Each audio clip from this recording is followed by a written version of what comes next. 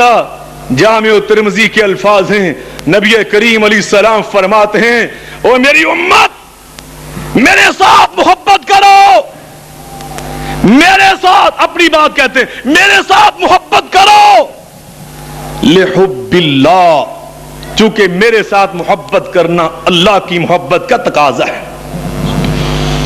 اور ساتھ اسی حدیث میں فرماتے ہیں آگے، میرے اہل بیت سے محبت کرو،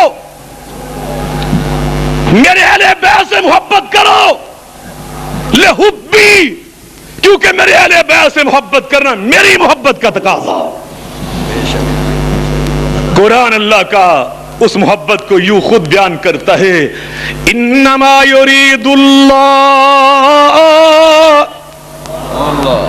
انما یرید اللہ لیذہب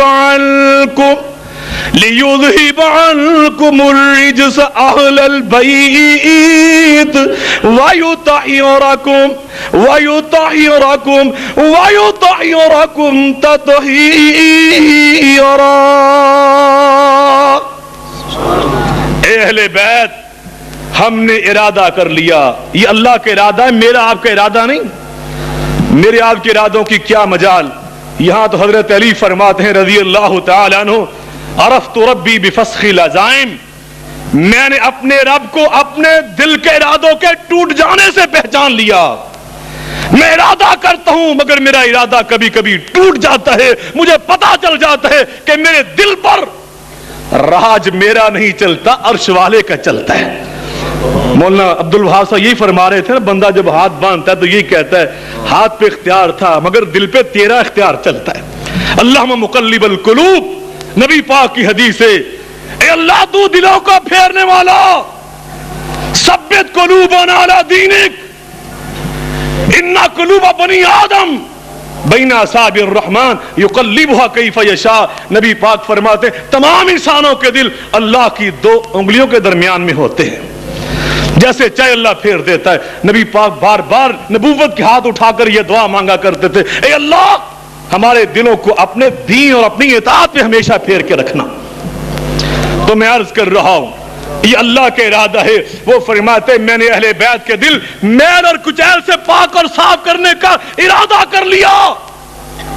اور اللہ کا ارادہ قرآن بیان کرتا ہے، انما امرہ اذا اراد شیئا فانما یقول له کن فیکون۔ اللہ جب ارادہ کرتا ہے تو مستری، مزدور، کاریگر، انجینئر کچھ نہیں بلاتا، وہ کہتا ہو جاؤ، وہ کام ہو جاتا ہے۔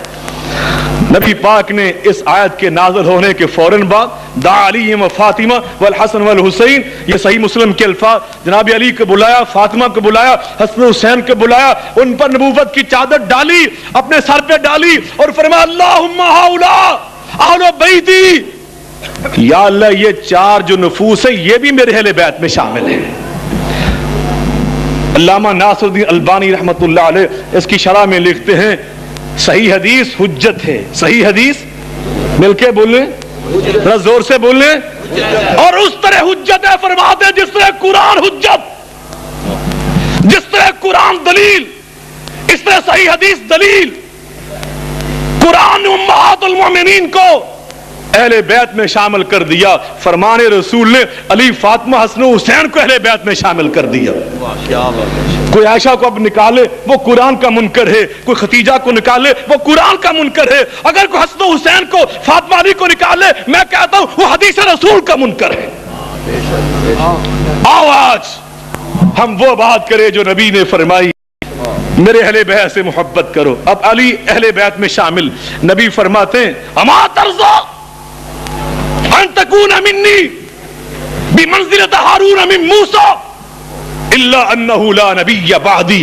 علی تو اپنی اس شان پہ خوش نہیں ہوتا کہ تو مجھے اسی طرح پیارا ہے جس طرح ہارون جناب موسیٰ کو پیارا تھا؟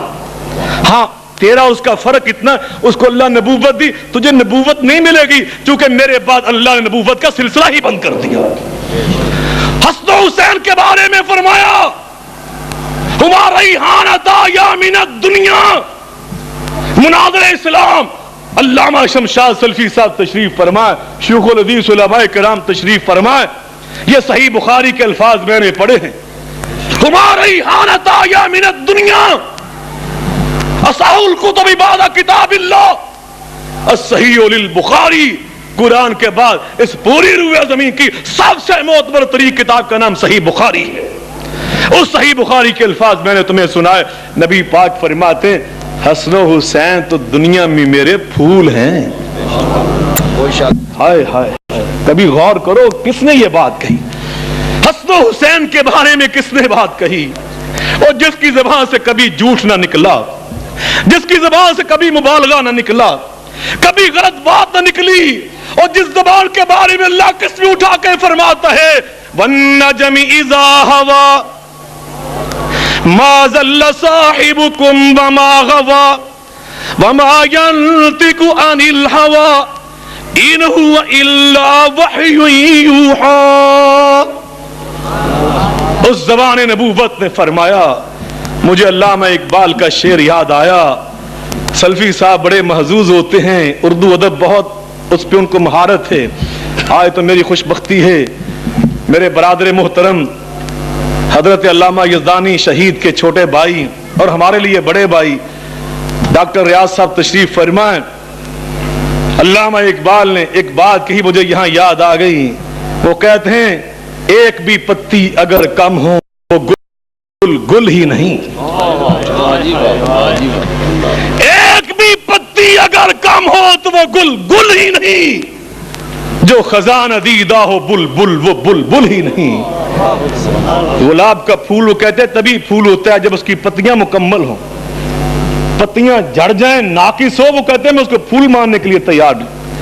علامہ اقبال جیسا شاعر اگر گلاب کے پھول کی پتیاں جھڑ جائیں اس کو گل ماننے کے لیے تیار نہیں، تو ایمان اور انصاف سے بتاؤ اگر حسن و حسین میں انسانی اوصاف کی کوئی پتیاں کم ہوتی، پیغمبر میرے نبی پاک اپنی زبان نبوت سے کبھی ان کو اپنے پھول قرار نہ دیتے، کبھی نبی ان کو پھول قرار نہ دیتا۔ حسن و حسین میں فصاحت و بلاغت بھی تھی، شجاعت بھی تھی، عدالت بھی تھی، صداقت بھی تھی، خطرت بھی تھی۔ اللہ میں نبی کے ساتھ سچی محبت نصیب فرمائے۔ وآخر دعوانا ان الحمد للہ رب العالمین۔